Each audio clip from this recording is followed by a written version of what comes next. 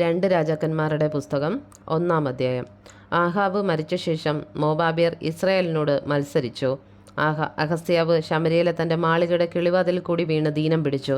അവൻ ദൂതന്മാരെ അയച്ചു, ഈ ദീനം മാറി എനിക്ക് സൗഖ്യം വരുമോ എന്ന് എക്രോനിലെ ദേവനായ ബാൽ-സെബൂബിനോട് ചെന്ന് ചോദിപ്പീനെന്ന് അവരോട് കൽപ്പിച്ചു.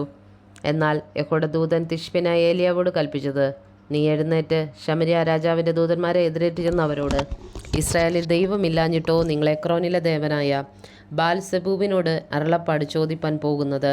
ഇത് നിമിത്തം നീ കയറിയിരിക്കുന്ന കട്ടിലിൽ നിന്ന് ഇറങ്ങാതെ നിശ്ചയമായി മരിക്കുമെന്ന് യഹോവ അരുളി ചെയ്യുന്നു എന്ന് പറക. അങ്ങനെ ഏലിയാവ് പോയി. ദൂതന്മാർ മടങ്ങി വന്നാറെ അവൻ അവരോട്, നിങ്ങൾ മടങ്ങി വന്നത് എന്ത് എന്ന് ചോദിച്ചു. അവർ അവനോട് പറഞ്ഞത്, ഒരാൾ ഞങ്ങളെ എതിരേറ്റു വന്ന് ഞങ്ങളോട്, നിങ്ങളെ അയച്ചിരിക്കുന്ന രാജാവിൻ്റെ അടുക്കൽ മടങ്ങിച്ചെന്ന്, ഇസ്രായേലിൽ ദൈവമില്ലാഞ്ഞിട്ടോ നീ എക്രോനിലെ ദേവനായ ബാൽ-സെബൂബിനോട് അരുളപ്പാട് ചോദിപ്പാൻ അയക്കുന്നത്?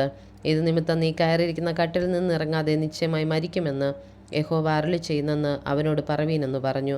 അവൻ അവരോട്, നിങ്ങളെ എതിരേറ്റു വന്ന ഈ വാക്ക് നിങ്ങളോട് പറഞ്ഞ ആളുടെ വേഷം എന്തെന്ന് ചോദിച്ചു.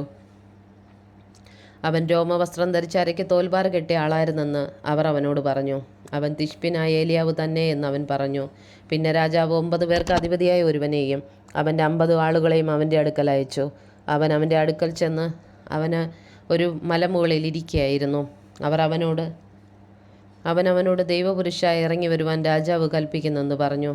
ഏലിയാവ് 50 പേർക്ക് അധിപതിയായവനോട്, ഞാൻ ദൈവപുരുഷനെങ്കിൽ ആകാശത്തു നിന്ന് തീ ഇറങ്ങി നിന്നെയും നിൻ്റെ 50 ആളുകളെയും ദഹിപ്പിക്കട്ടെ എന്ന് പറഞ്ഞു. ഉടനെ ആകാശത്തു നിന്ന് തീ ഇറങ്ങി അവനെ അവൻ്റെ 50 ആളുകളെയും ദഹിപ്പിച്ചു കളഞ്ഞു.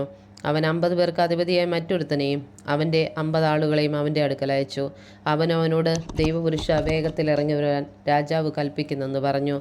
ഏലിയാവ് അവനോട്, ഞാൻ ദൈവപുരുഷനെങ്കിൽ ആകാശത്തു നിന്ന് തീ ഇറങ്ങി നിന്നെയും നിൻ്റെ 50 ആളുകളെയും ദഹിപ്പിക്കട്ടെ എന്ന് ഉത്തരം പറഞ്ഞു. ഉടനെ ദൈവത്തിൻ്റെ തീ ആകാശത്തു നിന്ന് ഇറങ്ങി അവനെയും അവൻ്റെ 50 ആളുകളെയും ദഹിപ്പിച്ചു കളഞ്ഞു. മൂന്നാമതും അവൻ 50 പേർക്ക് അധിപതിയായ ഒരുത്തനെയും അവൻ്റെ 50 ആളെയും അയച്ചു. ഈ മൂന്നാമത്തെ 50 പേർക്ക് അധിപതിയായും ചെന്ന് ഏലിയാവിൻ്റെ മുമ്പിൽ മുട്ടുകുത്തി അവനോട്, ദൈവപുരുഷനായുള്ളവേ, എൻ്റെ പ്രാണനെയും നിൻ്റെ ദാസന്മാരായ ഈ 50 ആളുടെ പ്രാണനെയും ആദരിക്കണമേ. ആകാശത്തുനിന്ന് തീയിറങ്ങിയ 50 പേർക്ക് അധിപതിമാരായ മുമ്പിലത്തെ 2 പേരെയും അവരുടെ 50 ഈതാളുകളെയും ദഹിപ്പിച്ച് കളഞ്ഞുവല്ലോ. എന്നാൽ എൻ്റെ പ്രാണനെ ആദരിക്കണമേ എന്ന് അപേക്ഷിച്ചു. അപ്പോൾ യഹോവയുടെ ദൂതൻ ഏലിയാവോട്, ഇവനോടുകൂടെ പോക, അവനെ ഭയപ്പെടേണ്ട എന്ന് പറഞ്ഞു. അങ്ങനെ അവൻ എഴുന്നേറ്റ് അവനോടുകൂടെ രാജാവിൻ്റെ അടുക്കൽ ചെന്നു. അവനോട്, യഹോവ ഇപ്രകാരം അരുളി ചെയ്യുന്നു, അരുളപ്പാട് ചോദിപ്പാൻ ഇസ്രായേലിൽ ദൈവമില്ലാഞ്ഞിട്ടോ നീ എക്രോനിലെ ദേവനായ ബാൽ-സെബൂബിനോട് അരുളപ്പാട് ചോദിപ്പാൻ ദൂതന്മാരെ അയച്ചത്? ഇത് നിമിത്തം നീ കയറിയിരിക്കുന്ന കട്ടിലിൽ നിന്ന് ഇറങ്ങാതെ നിശ്ചയമായി മരിക്കും. ഏലിയാവ് പറഞ്ഞ യഹോവയുടെ വചനപ്രകാരം തന്നെ അവൻ മരിച്ചുപോയി. അവന് മകനില്ലായക കൊണ്ട് അവന് പകരം യെഹോരാം യഹൂദ രാജാവായ യെഹോശാഫാത്തിൻ്റെ മകനായ യെഹോരാമിൻ്റെ 2-ാം ആണ്ടിൽ രാജാവായി. അഹസ്യാവ് ചെയ്ത മറ്റുള്ള വൃത്താന്തങ്ങൾ ഇസ്രായേൽ രാജാക്കന്മാരുടെ വൃത്താന്ത പുസ്തകത്തിൽ എഴുതിയിരിക്കുന്നുവല്ലോ.